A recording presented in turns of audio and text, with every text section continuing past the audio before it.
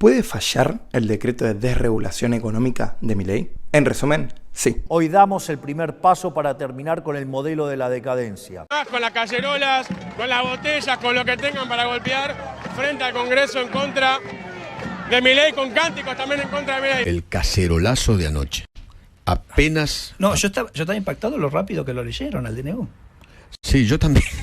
A mí me costó mucho. Le pido al gobierno que tenga en cuenta que las medidas que toman tienen reacciones, son dolorosas, no sirve con decir que son dolorosas, hay que medir el dolor del pueblo. El pasado 20 de diciembre de 2023, Javier Milei anunció el decreto de necesidad de urgencia más radical en la historia de nuestro país. Más de 300 modificaciones legislativas fueron hechas sin pasar por el Congreso de la Nación con el objetivo de desregular por completo la economía argentina. A partir de una terapia de shock, el presidente busca en apenas 10 días de gobierno modificar para siempre las relaciones económicas, comerciales y laborales para poder sacar a la Argentina de la crisis. Pero este decreto no logrará nada si no consigue el factor necesario para el éxito: la confianza de la sociedad argentina. Mucho se ha hablado de la herencia que vamos a recibir.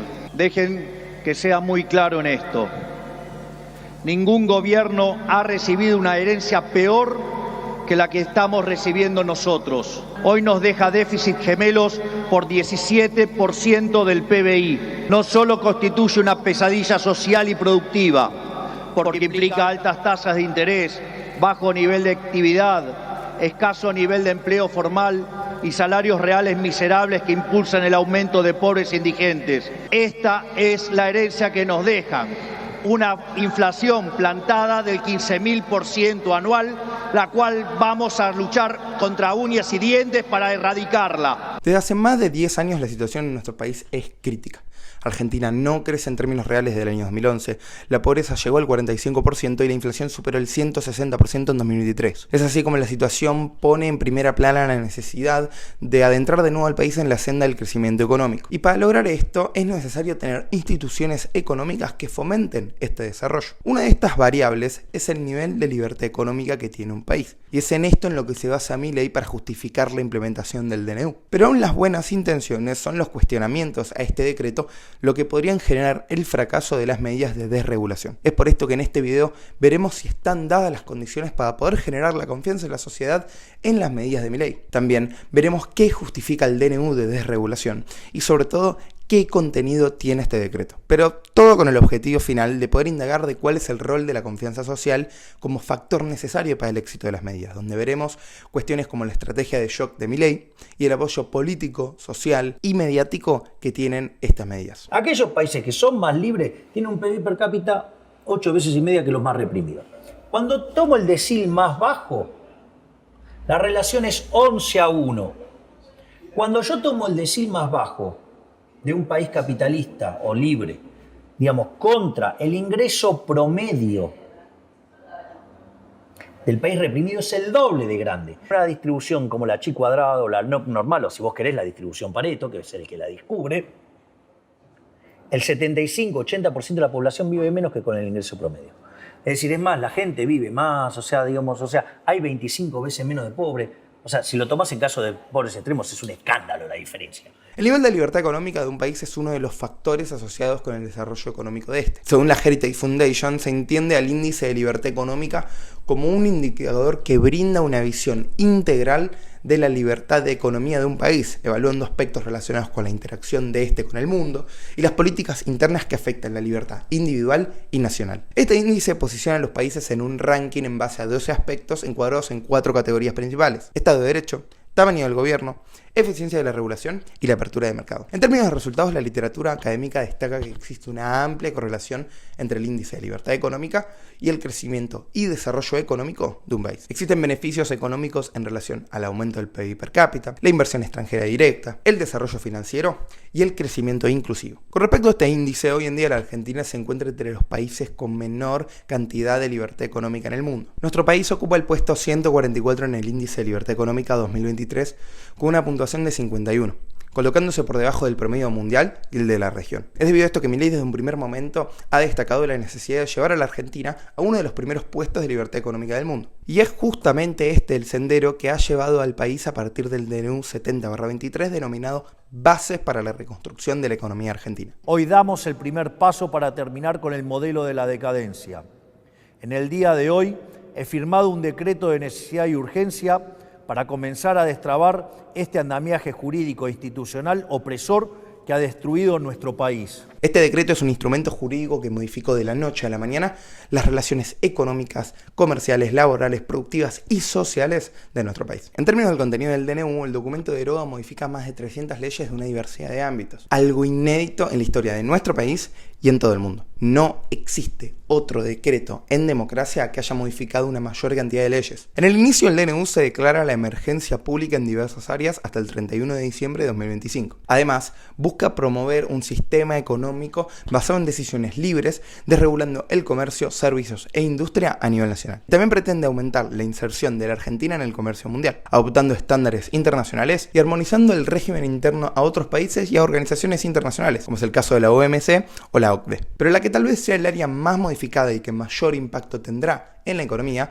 son las modificaciones de desregulación y flexibilización laboral que se derivan del decreto. Son nefastas, son medidas que terminan con la República, se arroga para sí facultades que son del Congreso y en materia laboral arrasa con todos los derechos. Uno podría titular donde hubo un derecho, hoy queda nada, directamente así. Este DNU busca impulsar cambios significativos en el marco de trabajo argentino, abordando aspectos que van desde la relación contractual hasta la regulación del teletrabajo y las categorías de trabajadores autónomos. Entre las medidas podemos destacar la derogación y eliminación de las multas laborales. Se permite la renuncia de derechos mediante acuerdo entre el empleado y el trabajador. El periodo de prueba se extiende a 8 meses. Se reduce la licencia preparto a 10 días. Se amplían las causas de despido y se introduce una nueva categoría de trabajadores autónomos que permite emplear hasta 5 colaboradores sin establecer una relación de dependencia. Además de todo esto, el gobierno ya anunció el llamado a sesiones extraordinarias en el Congreso de la Nación a partir del 26 de diciembre. Es así como se busca implementar un nuevo temario que incluye un proyecto de reformas de funciones del Estado, el cual aborda cuestiones tributarias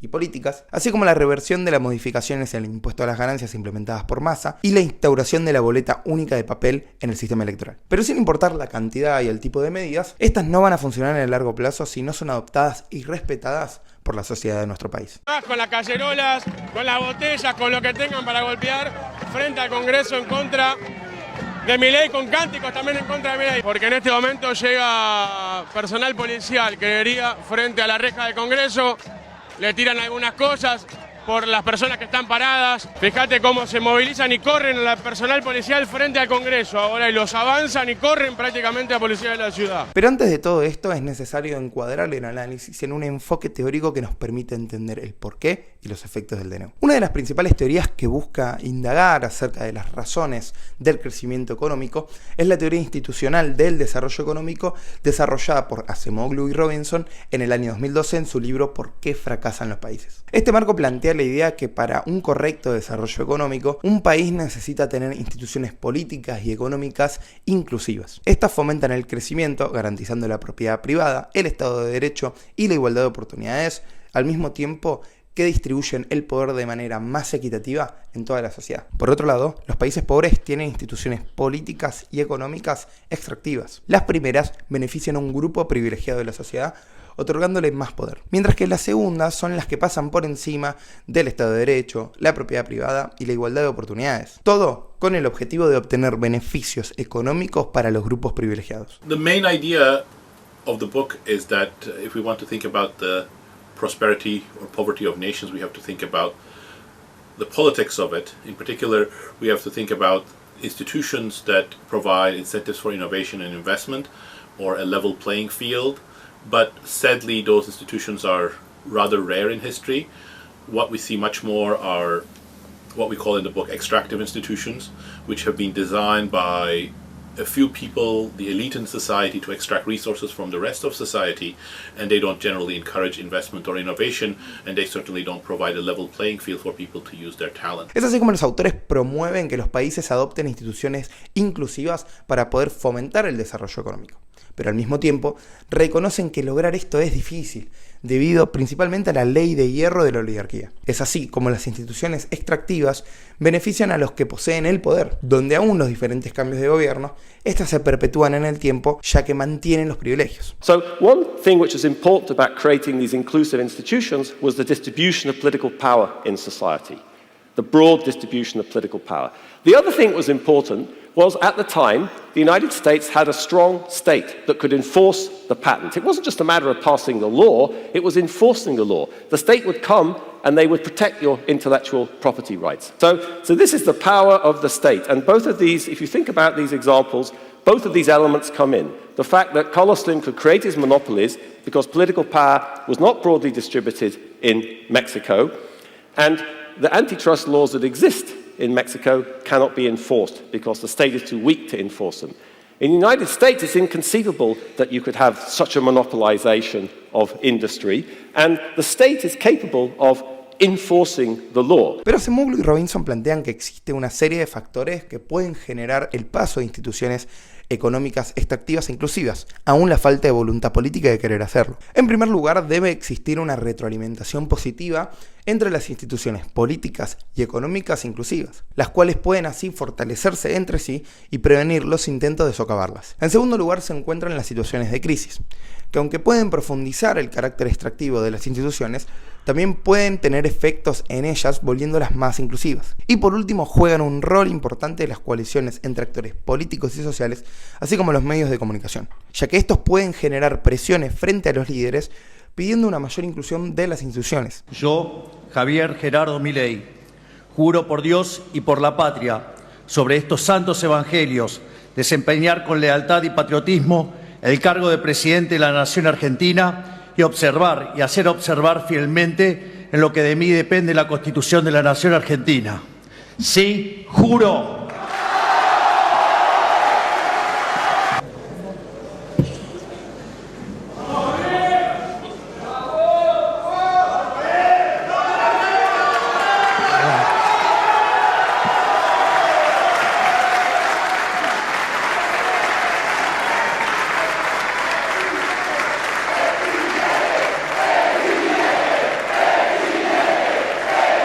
Teniendo en cuenta que podemos considerar que la Argentina ya posee instituciones políticas inclusivas debido a su consolidación democrática, para este video utilizaremos este marco para analizar las cuestiones necesarias para que el intento de regulación de la economía por parte de Milei funcione. Este intento es entendido como la búsqueda de instalar instituciones económicas más inclusivas, aumentando la libertad económica del país. Pero para que esto funcione se necesita una retroalimentación positiva, donde se considerará a la confianza social por parte de la sociedad como este factor. Con respecto a la situación de crisis, se entiende que la estrategia de terapia de shock implementada por el gobierno de Milei se encuadra dentro de esta variable. Y en relación a las coaliciones de actores políticos y sociales, así como los medios de comunicación, veremos si existe presión suficiente a favor del cambio de instituciones o si no están dadas las condiciones para hacerlo. A partir de hoy, rompemos la telaraña de un Estado prebendario, asfixiante y arbitrario, que trabó la vida productiva nacional con un conjunto de innecesarias regulaciones.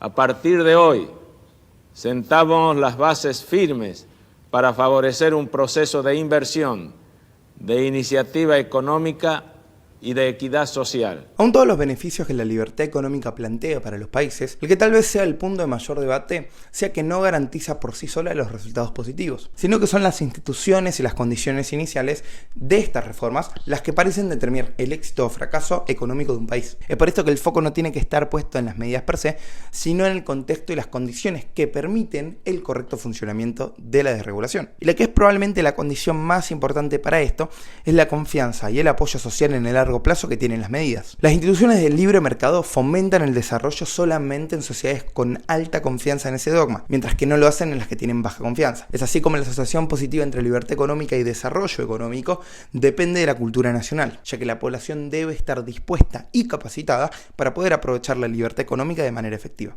Existen dos maneras de lograr esta confianza. Por un lado, se puede ir persuadiendo y convenciendo con el tiempo de forma gradual a la sociedad. Por otro lado, puede generarse y utilizarse una situación de crisis que produzca miedo e incertidumbre en la gente, imponiendo así la nueva forma de concebir las relaciones en el país. Esta última opción es la que ha elegido Milei para llevar a cabo la desregulación económica, y es lo que se conoce como estrategia de shock. In December 1991, the Soviet Union was dissolved, a profound shock for the Russian people.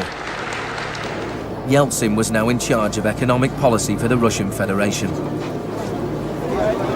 The free market came to Russia. There was chaos. The adoption of Chicago school policies in Russia marks the beginning of a new chapter in the free market crusade.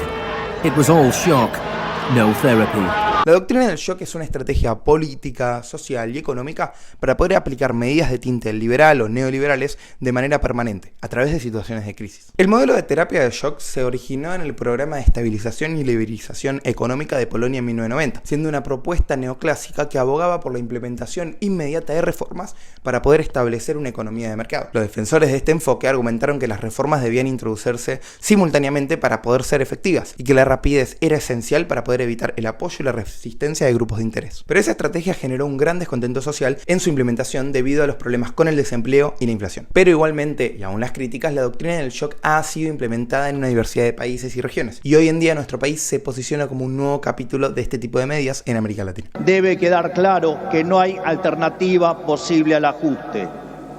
Tampoco hay lugar a la discusión entre shock y el gradualismo, porque desde el punto de vista empírico, todos los programas gradualistas terminaron mal, mientras que todos los programas de shock, salvo el de 1959, fueron exitosos. Es que no hay alternativa al ajuste y no hay alternativa al shock. Naturalmente eso impactará de modo negativo sobre el nivel de actividad, el empleo, los salarios reales, la cantidad de pobres e indigentes. El objetivo, como ya se dijo, es el de imponer mediante la conmoción social la libertad económica. Solo una situación de crisis y estrés social puede generar que se le dé confianza a un gobierno mediante el miedo y la desesperación para poder llevar a cabo la liberalización económica. Y la misma defensa que daban los partidarios del modelo del shock es la que está utilizando Milei para justificar la desregulación. La rapidez se necesita para poder aprovechar el apoyo de las elecciones y evitar así los reclamos de los grupos organizados, al mismo tiempo que se culpabiliza de los problemas al colectivismo de 100 años que según él ha gobernado nuestro país. Pero el rendimiento económico no siempre se correlaciona con el ritmo de las reformas, pasando así la velocidad de las medidas a ser una cuestión secundaria. Es así como la fuerza de las instituciones y las condiciones iniciales se posicionan como las principales determinantes del éxito económico que tiene un país. Y la única manera de lograr un buen funcionamiento de las medidas es a partir de una cultura nacional pro mercado que acepte y respete la desregulación. Para lograr esto hay que tener en cuenta el apoyo político, social y mediático que tienen las medidas. Y es en este aspecto donde el plan de Milei puede fallar.